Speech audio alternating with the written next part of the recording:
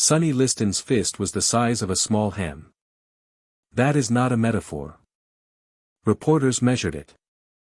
14.5 inches around. The largest fist ever recorded in heavyweight boxing at the time. When Sonny Liston hit a man, and he hit many men, most of them only once, the impact was compared by ringside doctors to being struck by a piece of construction equipment. 25 knockouts in 35 fights. He put men in hospitals. He ended careers with a single punch. Heavyweight champions saw him coming and felt something they had never felt before, not in the ring, not in the gym, not anywhere in their professional lives. Fear. Sonny Liston was the most dangerous puncher walking the earth in the 1960s. And on an evening in 1969, in the back room of a bar in Las Vegas, he threw a punch at a man who weighed 135 pounds. A real punch. Not a playful one. Not a sparring tap. A punch that came from the same place that had destroyed Floyd Patterson, that had terrified the boxing world, that had made grown men cross the street when they saw Sonny Liston coming. And Bruce Lee caught it. In the air. With one hand. Liston looked down at his own fist, wrapped inside the fingers of a man who weighed 140 pounds less than him, and his face did something that the three people watching had never seen it do. It went blank. Completely blank. He pulled his hand free. He looked at Bruce Lee for a long moment. And then he turned around and walked out of the room without saying a single word. To understand what happened that night, you have to understand Sonny Liston in 1969. And understanding Sonny Liston in 1969 means understanding one of the saddest stories in American sports. By 1969, Sonny Liston was 40 years old. Maybe older, nobody knew his exact age because Liston himself did not know his exact age. He was born in Arkansas, one of 25 children, to a father who beat him so severely and so regularly that Liston left home at 13 and never went back. He learned to fight in prison. Not in a gym. In prison. He was sentenced to 5 years for armed robbery when he was 18. Inside, a chaplain noticed his size and his hands and pointed him toward the boxing program. Liston discovered that the thing his father had given him, the rage, the pain, the unbearable need to make someone else feel what he felt, could be channeled through his fists into something that the world would pay to watch. He came out of prison and started knocking people out. Quickly. Brutally. Without joy. Liston did not enjoy boxing the way other fighters enjoyed it. He did not dance. He did not showboat. He walked forward and hit people until they fell down. There was a mechanical quality to it, the efficiency of a machine designed for a single purpose. He became heavyweight champion in 1962 by destroying Floyd Patterson in one round. Then he lost the title to Muhammad Ali, twice, and the world moved on. By 1969, the world had moved on from Sonny Liston almost completely. He was living in Las Vegas. Fighting occasionally, small bouts, nothing important. Making money on the edges. Doing things for people that nobody talked about in polite company. He was drinking heavily. He was deeply, quietly unhappy. And he was still the most physically intimidating human being in any room he entered. Because the sadness did not erase the danger. It sat on top of it. Like a lid on a pot that was always boiling. You could feel the heat coming off him from across a room. The sense that something enormous and uncontrolled was being held in check by nothing more than habit and exhaustion. That is the man who walked into the back room of a bar in Las Vegas on that evening in 1969. Bruce Lee was in Las Vegas for reasons that have never been entirely clear. Some people say he was there for a meeting with a producer. Others say he was scouting locations. Others say he simply liked Vegas and went there occasionally to clear his head. What is clear is that he ended up at a bar off the strip on that particular evening. Not a famous bar. Not a celebrity hangout. A working bar. The kind of place where people who lived in Vegas, not visited, lived, went to drink. He was with two people. A friend and the friend's wife. They were having a quiet evening. Nothing planned. Nothing expected. Sonny Liston arrived sometime around 9. He came in alone.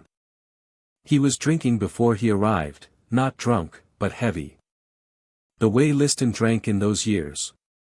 Steady. Determined. Like a man trying to fill a hole that had no bottom. He sat at the bar. He ordered. He did not speak to anyone. But people in the room adjusted. The way people always adjusted when Sonny Liston was present. Conversations got quieter. Eye contact became more careful. The room tightened without anyone consciously deciding to tighten it. Because everyone in that bar knew who he was. And everyone in that bar knew what he was capable of when the drinking reached a certain point. If you love Bruce Lee stories, subscribe. I post rare stories every day. Nobody knows exactly how the confrontation started. The friend's wife, who is the primary source for this story, because she was the one who eventually, years later, described it in detail, said it began with a look. Liston noticed Bruce Lee from across the bar. He stared at him. Not casually. The way Sonny Liston stared at people, heavy, unblinking, the kind of look that most human beings cannot sustain for more than a few seconds before they have to look away. Bruce Lee did not look away. That was the first mistake. Or the first act of courage. Depending on how you see it. Liston got up from his stool and walked over. He was enormous. Standing next to Bruce Lee, the physical difference was almost absurd. 6'1" and 215 pounds, a former heavyweight champion standing in front of 5'7" and 135 pounds of a man most of America still thought of as the guy who played Kato on a cancelled television show. Liston said something. The friend's wife does not remember the exact words. Something dismissive. Something about Bruce Lee's size. Something that carried the unmistakable tone of a man who has decided to make someone feel small because he himself feels small and has never learned any other way to deal with that feeling. Bruce Lee did not respond. Liston said something else. Louder this time. More pointed. The bar was watching now. Everyone was watching. The bartender had stopped pouring. Two men near the pool table had put down their cues. Bruce Lee looked at Sonny Liston with an expression that the friend's wife would later describe as the calmest thing she had ever seen on a human face. Not passive. Not submissive. Not the calm of a man who is afraid and hiding it. The calm of a man who is doing math. Reading the angle of Liston's shoulders. The position of his feet. The distribution of his weight. The distance between them. The trajectory that a right hand would follow if it was launched from that shoulder at that angle from that distance. Bruce Lee was not waiting to see what would happen. He already knew what was going to happen. He was calculating the geometry of it. Liston threw the punch. The friend said it happened fast. Very fast. Even for a man who had been drinking, Sonny Liston's right hand was still one of the fastest heavyweight weapons ever recorded. That reflex, the one he had built in prison, refined in gyms, and used to destroy men who were paid millions to try to avoid it, did not diminish with alcohol or age. It was a real punch. The friend was clear about this. It was not a shove. It was not a push. It was not a drunken swipe. It was a straight right hand. Launched from the hip. Aimed at Bruce Lee's face. The punch that had knocked out Floyd Patterson in 2 minutes and 6 seconds. The punch that had made grown men hear a high-pitched ringing and see white light and wake up on the canvas not knowing what city they were in. That punch. And Bruce Lee caught it. The friend's wife said the moment lasted less than a second but felt like it lasted an hour. She said Bruce Lee did not block the punch. He did not deflect it. He did not slip it or duck it or step out of the way.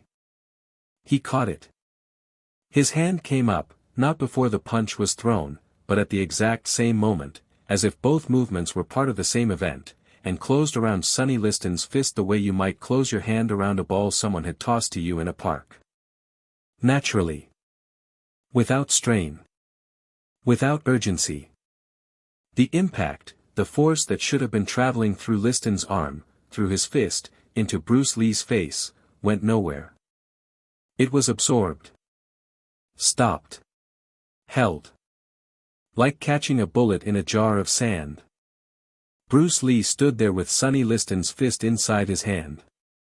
He did not squeeze. He did not twist. He did not do anything aggressive. He just held it.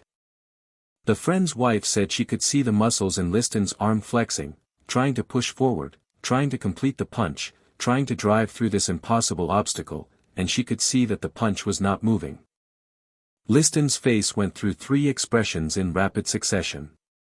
Surprise, the pure, involuntary surprise of a body encountering something it has no category for. Confusion, because he had thrown this punch thousands of times and it had never been stopped. Not like this. Not by a hand half the size of his own. And then, blank. The face of a man whose operating system has encountered an error so fundamental that it simply stops running. Bruce Lee held the fist for about 4 seconds. 4 seconds. Count them. 1, 2, 3, 4. In a bar in Las Vegas. In complete silence. With every person in the room frozen in place. Then he opened his hand. Gently. The way you open a hand that has been holding something fragile. Liston's fist came free. Liston looked down at his own hand. The friend said that was the most disturbing part. The way Sonny Liston, a man who had used that hand to become the most feared fighter on the planet, looked down at it as if he had never seen it before. As if the one thing he had always been able to rely on had just told him there was something in the world it could not do. He looked at his hand. He looked at Bruce Lee. He turned around. He walked out of the bar. He did not say a word. If you love Bruce Lee stories, subscribe. I post rare stories every day. The bar was silent for a long time after Liston left. Bruce Lee sat back down. He picked up his drink. He looked at his friend and his friend's wife and said something that the wife found more unsettling than anything that had just happened. He said, "That man is in a lot of pain." Not, "Did you see what I just did?" Not, "That was close." Not anything about himself at all. "That man is in a lot of pain." The friend asked Bruce Lee how he had done it. How he had caught a punch thrown by one of the most powerful men who had ever lived. Bruce Lee said something that the friend would never forget. He said, "I did not catch his punch. I caught his intention." The punch was just the end of something that started in his shoulder 3/10 of a second earlier. I saw the beginning. By the time the fist arrived, I had been waiting for it. 3/10 of a second. The distance between the intention and the action. The gap that Bruce Lee had spent his entire life learning to read, in opponents, in students, in himself. He did not outmuscle Sonny Liston. He outtimed him. He read the beginning of the story and arrived at the end before Liston did. Here is what this story is really about. It is not about speed. It is not about reflexes. It is not about one man being faster than another man. It is about what happens when 2 kinds of power meet. Sonny Liston's power was external. It came from his size, his strength, a body built and broken and rebuilt for violence. It was enormous. It was real. But it was the power of a man who had never learned any other kind. Liston fought because fighting was the only language the world had ever taught him. His fists were the only tools he had for navigating a world that had given him nothing else. Bruce Lee's power was different. It came from the elimination of everything unnecessary. From years of stripping away every wasted movement, every fraction of a second between the decision and the act. He was not stronger than Liston. He was more precise. Liston had spent his life making his weapon bigger. Bruce Lee had spent his life making his timing smaller. And in a bar in Las Vegas, smaller one. Not because size does not matter. Because timing matters more. Sonny Liston died 14 months later. He was found in his home in Las Vegas on January 5, 1971. The official cause of death was listed as lung congestion and heart failure. But needle marks were found on his arm. And the circumstances were murky enough that nobody, not the police, not the coroner, not the people who knew him best, ever fully agreed on what happened. He was somewhere between 38 and 44 years old. Nobody knew for certain. Bruce Lee died 2.5 years after Liston. He was 32. Two men. Both dead before the world had any right to lose them. Both carrying a kind of power that most people will never understand. Both built by pain, one by the pain of a father's belt in Arkansas, the other by the pain of a world that kept telling him he was not enough. And for 4 seconds in a bar in Las Vegas, those two kinds of pain stood face to face. One reached out with a fist. The other answered with an open hand. And the open hand held. That is the image that stays with me. Not the punch. Not the catch. Not the silence. The open hand. Bruce Lee could have hit Sonny Liston. He could have struck back. He had the position, the angle, the time. In the fraction of a second after catching the punch, before Liston's mind had recovered enough to process what had happened, Bruce Lee could have done anything. He chose to hold. To stand there with a man's violence wrapped inside his fingers and simply not let it go anywhere. That is not fighting. That is something else entirely. Something that has no name in English. But Bruce Lee knew what it was. He called it the art of fighting without fighting. And for 4 seconds in a bar in Las Vegas, he proved it was real.